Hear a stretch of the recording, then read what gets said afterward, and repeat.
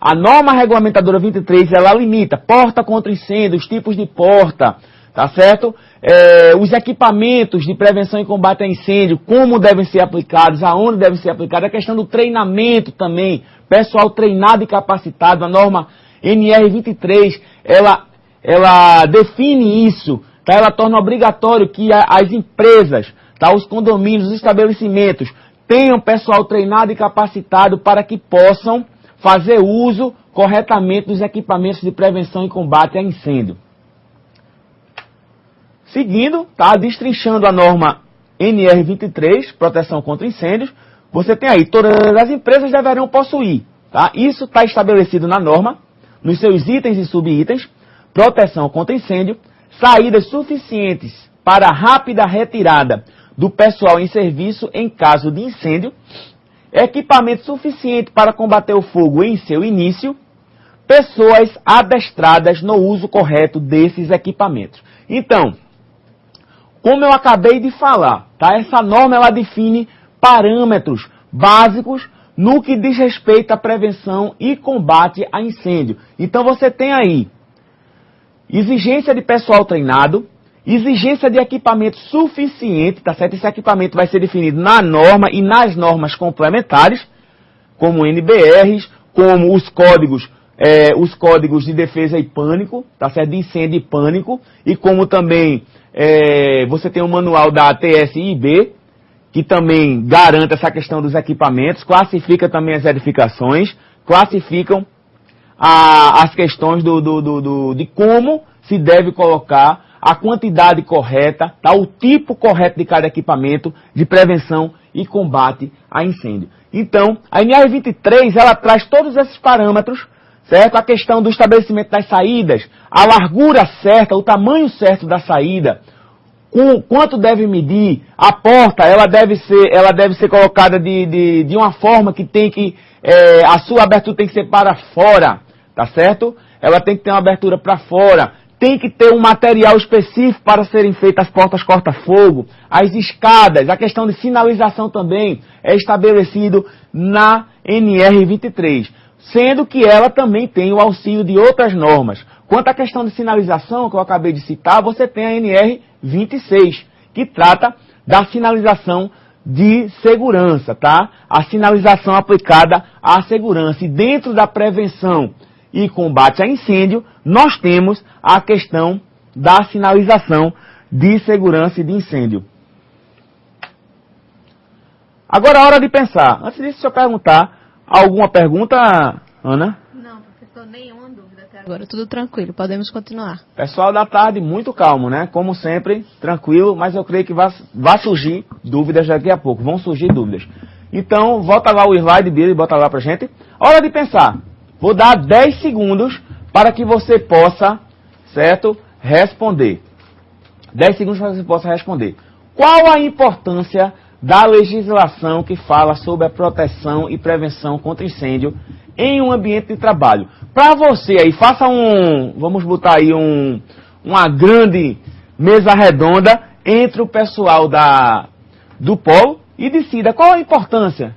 Ela é de grande importância, ou de média importância, ou é relevante, tá? Qual a importância da legislação que fala sobre proteção e prevenção contra incêndio em um ambiente de trabalho? 10 segundinhos. Enquanto isso, nós vamos tecendo alguns comentários a respeito da legislação e a legislação aplicada à prevenção e combate a incêndio. Então, como você pôde ver no decorrer do início da aula, a NR 23 vai ser muito abordada, certo? A NR 23, ela trata de prevenção e combate a incêndio. Ela vamos supor assim, para quem não conhece outras normas, ela é uma das únicas normas de referência no que trata a prevenção e combate a incêndio. Chegaram algumas perguntas, algumas respostas? Chegou sim, professor. O Polo Carpina, o Polo Recife e o Polo Cabo Centro dizem que ela é de grande importância. Ok. Então está batendo com o nosso pensamento, certo? É uma pergunta simples, fácil de responder. Realmente, a legislação aplicada à prevenção e combate a incêndio, ela é de grande importância. Por quê, professor? Porque meus caros alunos, a questão é a seguinte, se não houver a legislação, infelizmente no Brasil, tem que existir a questão do obrigatório. Você lembra que eu já falei alguns dias atrás, vamos supor aí, alguns módulos atrás, que a segurança do trabalho, e para quem assistiu também a questão do nivelamento, eu disse que a segurança do trabalho, que a prevenção e combate a incêndio está inclusa na segurança do trabalho, ela está deixando de ser uma obrigação, tá certo, para uma questão de sobrevivência. Hoje, quem não fizer segurança do trabalho vai cair no esquecimento futuramente. Eu digo para a questão de comércio, a questão de mercado, tá certo? Que inclusive o próprio mercado, o próprio fechamento de contratos, já tem empresas exigindo, tá, que a empresa contratada tenha certificação de segurança, tenha o certificado que ela faz segurança, que ela usa, tá? E ela faz cumprir as normas de segurança vigentes no país. Ela tem o cuidado com a segurança e saúde dos trabalhadores. Então, apesar de existir a legislação, tá certo? Mas hoje a segurança, a prevenção e o combate a incêndio, ele está saindo de uma parte de obrigação para uma questão de sobrevivência, certo? Então, realmente, os nossos alunos aí dos polos acertaram. É de muita importância mesmo a legislação, porque ela está o quê? Está alicerçando, está garantindo com que, e obrigando também, porque infelizmente no Brasil ainda existem alguns empregadores, tá, algumas empresas que você tem que pegar pelo pescoço e dizer, você vai ter que fazer, você vai ter que realizar, porque senão a coisa não anda. Mas, como eu disse, está saindo da obrigação para a necessidade de sobrevivência. Mais alguma pergunta, Ana? Uma afirmação, professor. Todos os alunos de Palmas concordam que é de grande importância tanto para a empresa como também para o funcionário. Muito bem, o pessoal de Palmas aí, bem ressaltado essa questão, tá? Muito bem ressaltado essa questão que é importante tanto para as empresas quanto para quê? Para os funcionários. Com certeza. E principalmente, tá, para os funcionários que tem a questão da garantia de vida, né? A garantia de que ele vai trabalhar, tá? E vai voltar para casa também em saúde, que isso aí é uma das funções da segurança do trabalho, fazer com que o trabalhador saia de casa são e volte para casa em sua plena integridade física, tá certo? E psicológica. Essa é uma das funções principais da segurança do trabalho.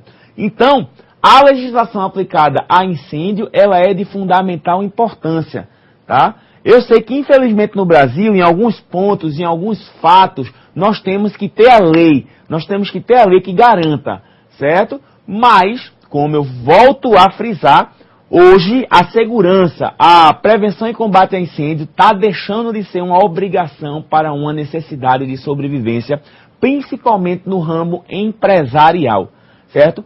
Prova isso que hoje em dia, no Brasil, você não consegue abrir uma empresa, tá? Sempre foi assim, tá? Mas hoje está mais rígido. Você não consegue abrir uma empresa sem o certificado de regularidade do Corpo de Bombeiros, tá? Vigente do Estado. Seja em Pernambuco, Corpo de Bombeiros de Pernambuco. Se for no Rio de Janeiro, o Corpo de Bombeiros do Estado do Rio de Janeiro. Se for em Palmas, Corpo de Bombeiros aí do Estado de Tocantins. E assim sucessivamente, certo? Então, a legislação, ela é importantíssima. Seguindo, mais alguma pergunta? Não, professor, tudo tranquilo. Nenhuma pergunta? Nenhuma pergunta. Ok. Então vamos lá. Voltando aí para o slide, Billy. A NR23, destrinchando aí um pouquinho nos seus subitens, tá? Nos seus subitens. Por exemplo, no 23.212, que trata de saída, tá certo? Diz o seguinte: o local adequado para a fuga das pessoas em caso de emergência. E tem que dispor de saídas suficientes. Certo? A norma, ela frisa, ela bate, ela ressalta que os estabelecimentos, tá, tanto comerciais quanto industriais, têm que ter saídas suficientes. E saídas, ela faz uma pré-definição que é o local adequado para a fuga das pessoas em caso de emergência. Certo? Essa saída, ela tem que ter uma largura mínima aí de 1,20 m, tá certo? A abertura, ela tem que ser para fora, não pode estar fechada, tá certo? Não podem estar fechadas as saídas que são caracterizadas, que são colocadas como saídas de emergência, tá certo? Em momento nenhum, em instante nenhum, a saída de emergência ela pode estar travada, ela pode estar fechada. No item 2.1.3 trata de portas, tá? Os tipo de porta de saída adequada de acordo com a autoridade competente do local. Ela diz o seguinte, a NR23, que as portas, tá certo? As portas de saída têm que seguir